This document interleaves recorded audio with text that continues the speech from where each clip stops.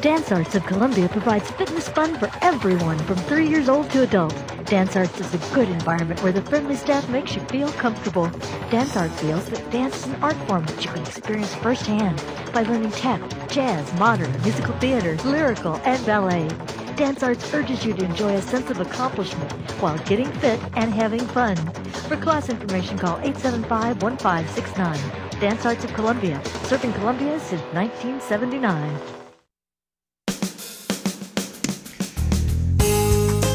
Good morning. Welcome to Radio Friends. This is Monday, May the 6th, and I've got an old friend sitting next to me today that I haven't seen for 4 years now.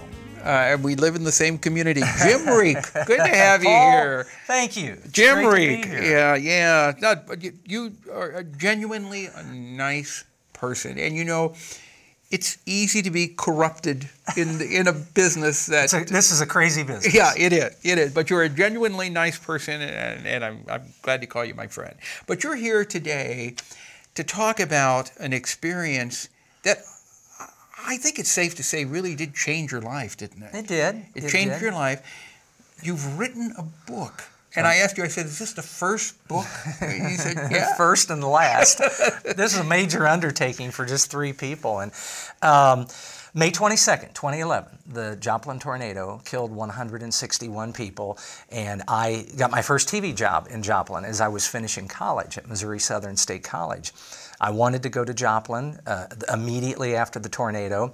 What I didn't know is our meteorologist, Michelle Bogowith, and remember you used to do weather, so she wanted to go, and our boss wouldn't let us.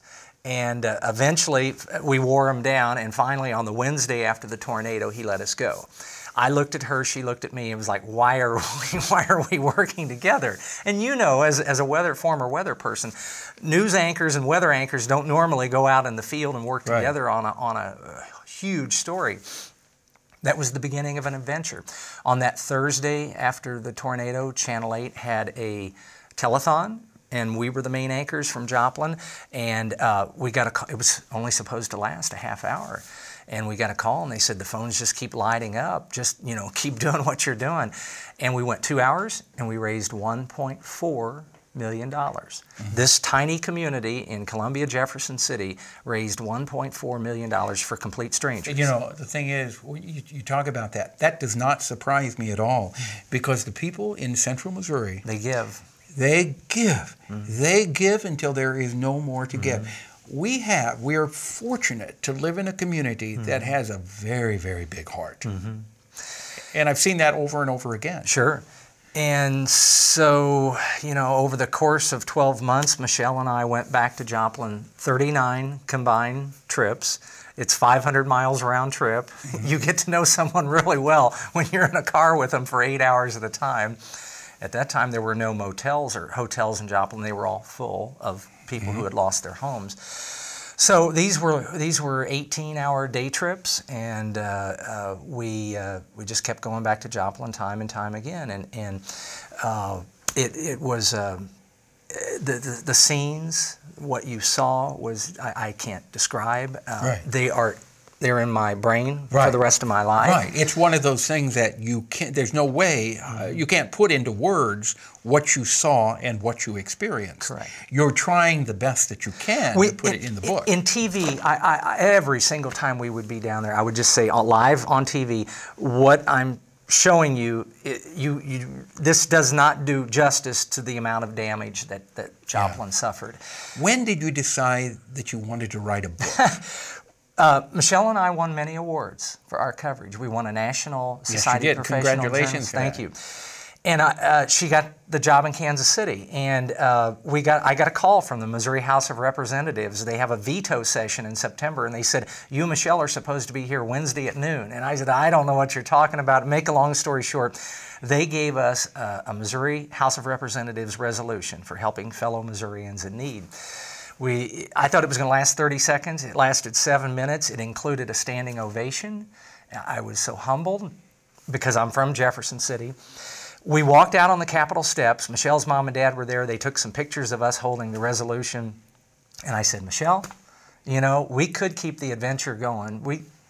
we could write a book. And she said, you know, I thought she was going to say, Jim, you're crazy. And she said, she paused and she said, okay, let's do it. So the second anniversary of the tornado is coming up, May 22nd. I think what we'll have here on May 22nd will be an ebook. This is much bigger than I thought. It's a 400-page book. It's Michelle and I and Danny Wexelman, who's an editor, a former Channel 8 grad. And the book is called Joplin, Our Words, Our Stories, Their Hope. And it will be out May 22nd. I'll give you the exact details. I can't give you exact details right now because we're working hard to finish this thing. Yeah, but it will be out, you think, May 22nd? Yes. May 22nd. As an ebook. So people would be able to Google. Correct. Go to Google and put in Jim Riek's book or Joplin, Our Words, Our Stories, Their Hope. Sure.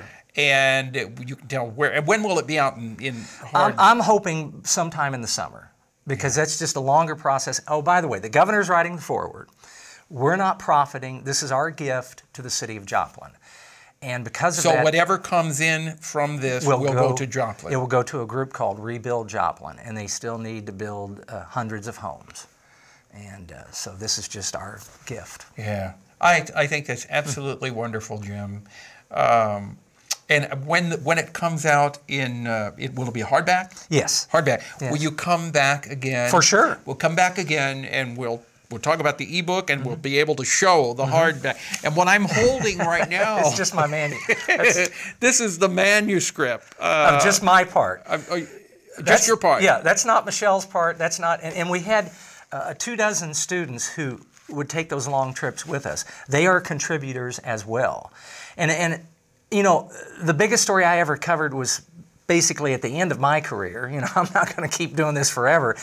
All of these students all say the same thing. The biggest story they will ever cover was before they even got out of college. Yeah. And the fact is that that story will live on in your heart. You will take it to your grave with you. Sure, sure. Yeah. So it's been a major undertaking. I had no idea. You know, I'm a TV guy. I've never attempted anything like this before. Well, I wish you the very best. I wish you the very best. It's called Joplin, Our Words, Our Stories, Their Hope. It will be an ebook out on May 22nd. And then when the hardcover comes out, please come back to Radio Friends and we'll talk about it again. That's a deal. Okay. So good to seeing you once again. You look good. Well, you look good. Hey, thank you. Look good. Have you ever wanted to do weather again? TV weather? No. You know, Jim, I've said that before. We had a wonderful run there for 40 years, but I couldn't go back to doing it again. You know what was scary? For a brief time, I was doing TV weather in Joplin on weekends. All right. All right. Thank you, Jim Riek. You're welcome. Good to have you here. Let's see, Monday, Tuesday, the State Historical Society will be on. Our program directed by Travis McMillen, Reynolds Journalism Institute. Audio is Pat Akers from KBIA. Our floor director is Zach Lawhorn, and our assistant producer and guest coordinator, Uncle James Mauser. And if you've got any ideas, something you'd like to hear or see, drop me an email, pepperp@missouri.edu. Bye-bye.